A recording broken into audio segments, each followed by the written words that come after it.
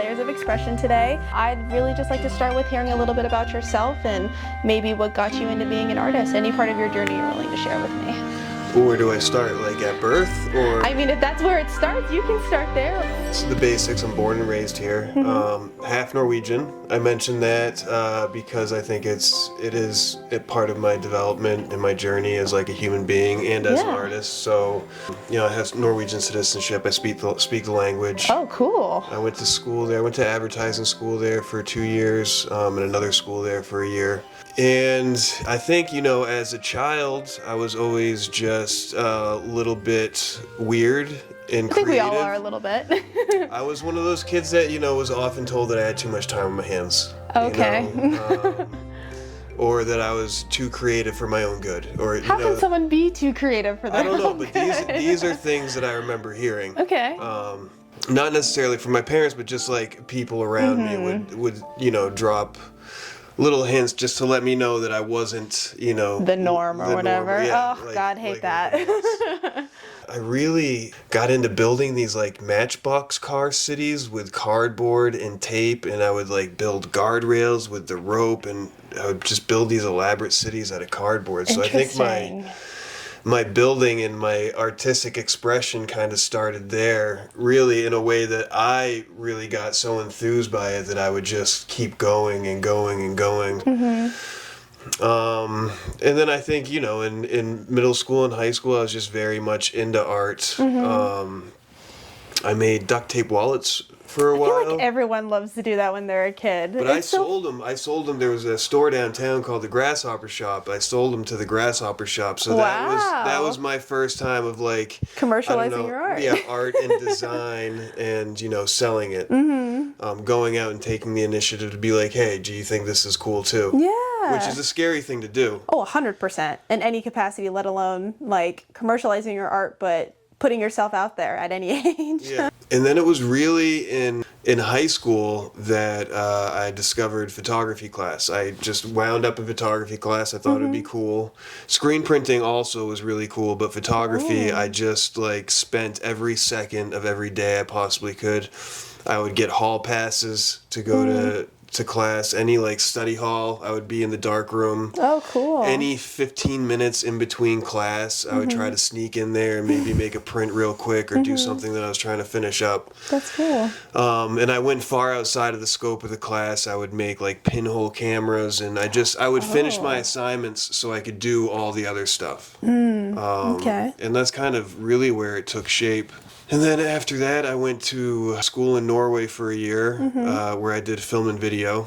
Oh, cool. And that was cool, but I found that film had too many moving parts, too many people to like direct and try to control. Yeah.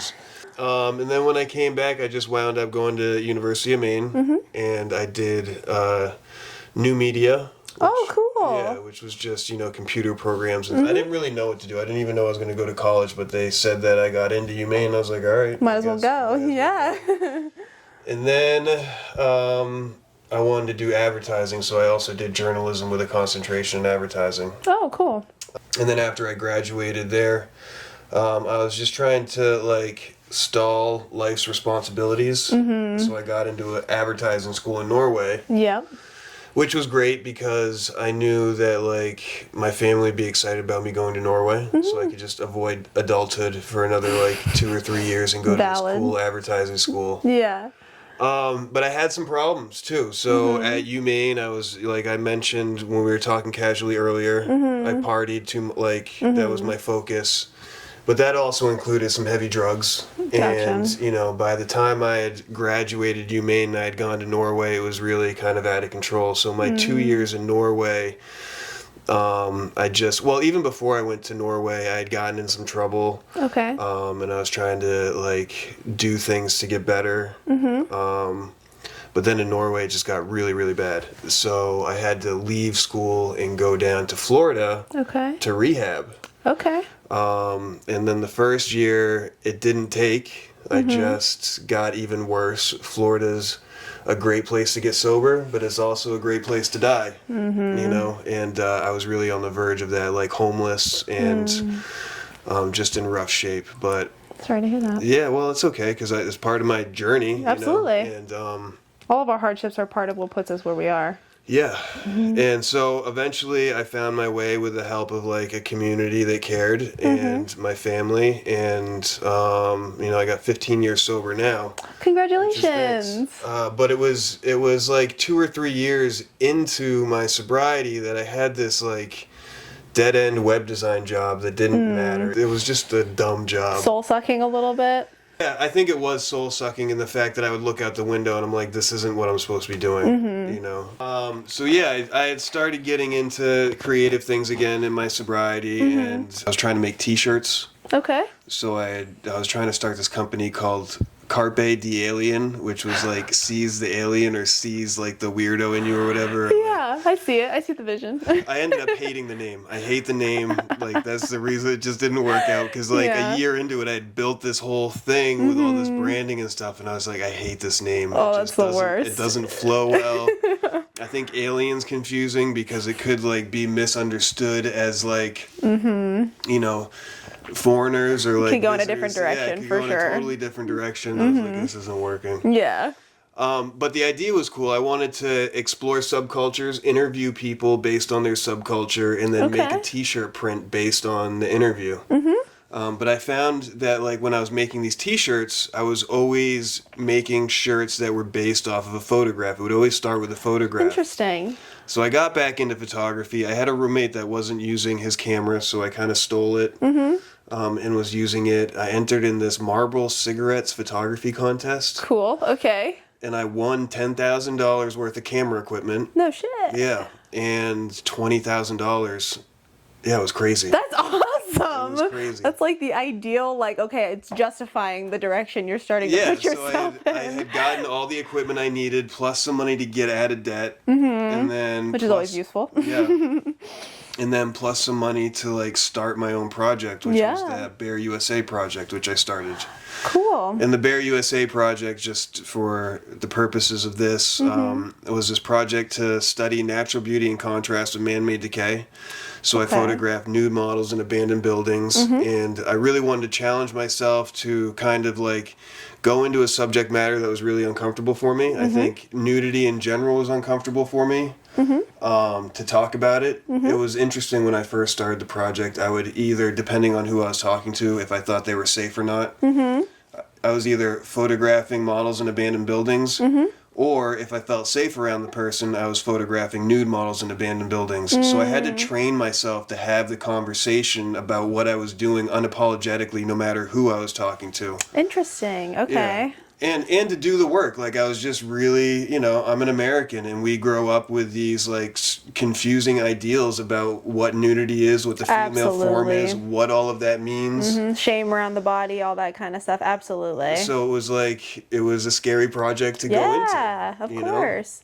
I'm curious. I think that prompts a really interesting question. How did you try to like determine someone as a safe person or willingness to take that like step past the like uncomfortability? Because I like, guess it's a vibe. I mean, that's valid. Vibes know? are always very real.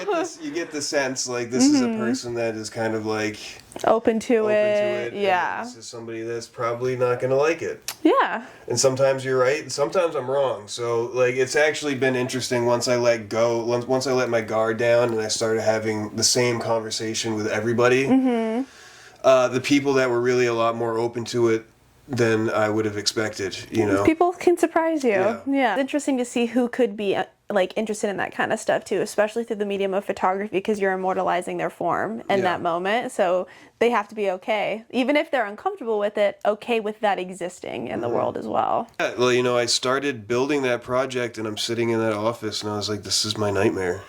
Like, I got to get out of here. Yeah. And I raised money and I quit my job and hit the road. Do you have any insight of how maybe to broach that a little bit for someone who wants to do something like that but is nervous? I mean, for the crowdsourcing and raising money, just get really comfortable with being really uncomfortable. That's a really good way to describe it. That's valid. Yeah, very valid. Like, you got to do this thing. Like, Yeah. and I had to convince myself, like, this is my job right now. Yeah. If somebody else was hiring me to do this, it wouldn't be as uncomfortable because I Yeah. could blame it on them. Yeah. Oh, it's my job. I have Yeah. to do it. It's my job. Yeah. So if I can put myself And I have to remind myself to do that even today when I don't feel like doing something. I'm doing this for my employer. Right. I happen to be my own employer. I'm doing it for me. Right. But this is my job. And if I want this to be my job, then I have to do the job. Yeah, the And mindset shift on it. Yeah. Yeah, and I think that goes back to what you were saying about like it's all about your mindset, how like seriously intentful you are to do the thing that you're trying to set yourself out to do. Because if you as your own employer, if you don't make yourself do it, no one's going to do it for you. Nobody's going to do it right now.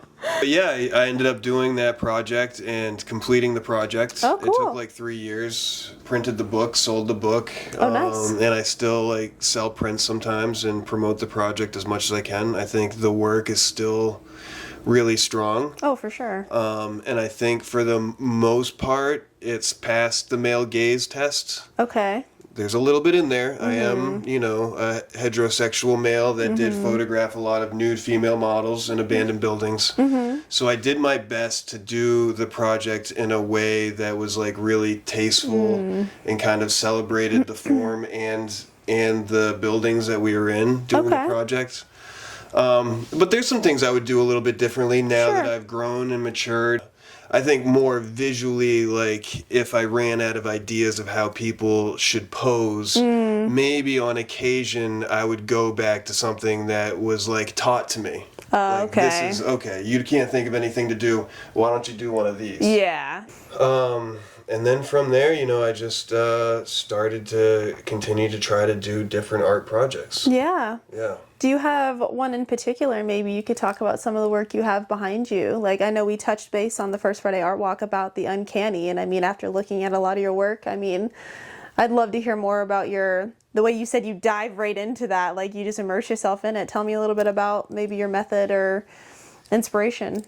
Yeah, I think I'm always trying to explore the unusual because I'm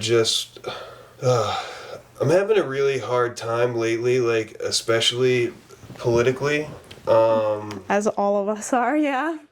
Because I'm afraid of our freedom of artistic expression, and I'm always pushing for us to be more open and to explore more and be more free as human beings. Yeah.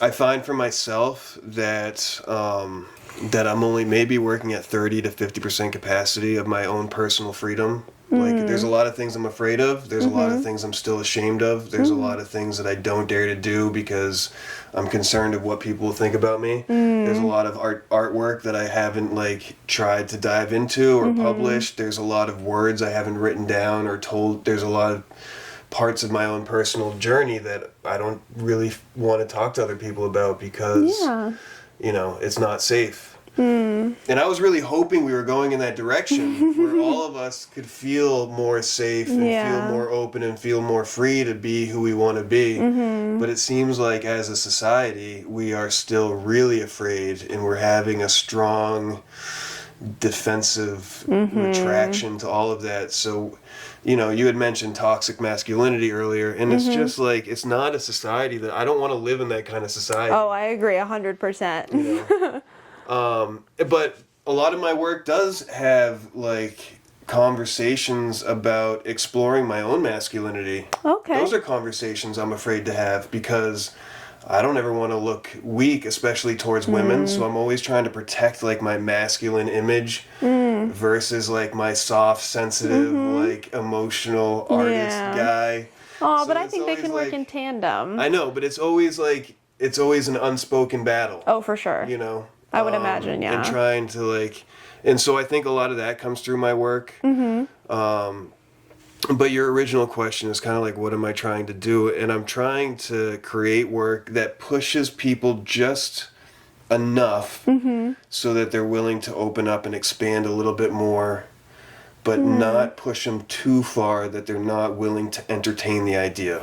I think that's really important, that clarification, because personally that's something I also, not in the same way you're presenting the conversation, but just the want to have said conversation or create like the space to have that conversation, for me arguably is also the crux of what I'm doing with this and also within my own work, like through my graduate career, is because I came from a background that didn't perceive art in the way that I perceive it today. Like, I came from a very sheltered background, and it took me a lot of years to like basically throw myself into the world to try to experience things, to like get to a place where I can talk about this kind of stuff. But I have family members, I have friends who are still very much like, oh, art's over here and I'm over here kind of thing, you know? So creating that like in between space where like artwork doesn't always have to be aesthetically pleasing to be important to talk about. And that is something that I think people get a misconception of all the time, because like I personally, my preferred medium is photography, and I always find myself leaning back towards that like aesthetically pleasing stuff, because I think, oh, this is what I should put out there because it's what gets in shows sometimes or whatever. But what I actually like working on is the stuff that does make people uncomfortable. Like, how can I present this in a way that prompts conversation? And I think what you're talking about exactly with your work is also like trying to do the same thing. But how do I also present myself or my work in a way that still protects parts of myself? Because we are inherently always attached to our work in some way, shape, or form. So it's a sad thing that we exist in a society where shame is so deeply embedded across everything. Well, with the masks, for example, my explanation of them is that a lot of times people think they're scary, and my explanation is that they're inanimate objects. Yeah. So they're not going to harm you. So Right. there's nothing to fear. But our knee-jerk reaction to things that are out of place, they're just faces, but they're out of place. Right. The parts are out of place. So that really, it's called corrupted cognition. That corrupts your cognition, throws you off. And then maybe if you can settle down and understand, like, these are inanimate objects, they're not going to harm you, then okay. Actually, now that you've explained that, they're kind of cool. Or like engage with it a little easier. But I think that can go out into society. There's especially right now, there's so many things that other people don't understand, and their knee-jerk reaction to not understanding what that is fear and defensiveness. Oh, absolutely. You know? It's about like the classic aliens coming from outer space, and they just want to be our friends, and we just shoot them because we don't get it. Yeah, exactly. You know? It's I think a lot of those like societal stereotypes and stigmas that we have like basically been born and raised into in a lot of ways, that you're like, I say you in the general sense, but specifically what I try to think about is like how can I actively work against the system that I am in some ways, but I still have to utilize it because I'm within the same system. But how can I take myself out of that place and look at something like, for example, your masks, and like, yeah, they're out of place, but you're right, they're inanimate objects. How can I engage with them without coming from that like distance? You know, how can I like break down that distance in some way? I remember in middle school, there was a time where my social status didn't matter. Everything was fine. I was carefree. I really had no understanding of like cool, cooler, coolest. The hierarchy. Yeah. And then I remember noticing conversations where people were like, oh, so-and-so did this, they're so cool, or like, I was over at whoever's house and they were really cool. And then I was like, why aren't I included in that conversation? And then all of a sudden I started to recognize this social hierarchy and become aware of it and become concerned about it. And it all comes from like this education that we got from our surroundings, Absolutely. From popular culture, from the media, all of that stuff. So I think basically all of my work is really trying to undo that moment in my life. Interesting. Where I recognize like social hierarchy and, you know, how we categorize each other. And I've just been my mission is to try to undo that and find my childhood freedom again. Oh, God. I think we all want to seek that out in some way, because that carefree nature is just so... the ability to be unabashedly ourselves. And I keep relating it to shame because that's my own personal experience behind why I think I'm so restricted in a lot of the ways I like view the world, work within the world. Like, how can I actively work against that? And you're right. It goes back to that sense of like childhood, not necessarily being a child, but just the mindset we had at that age where our ego was not something we were concerned with in the same way we are now. Like, how do I present myself to the world? How does the world perceive me? I think it's really interesting that your work also, to me, especially with the masks, indicates some kind of play in that way. Like, I can see parts of what you're talking about that you're trying to address, like specifically in that piece, for sure.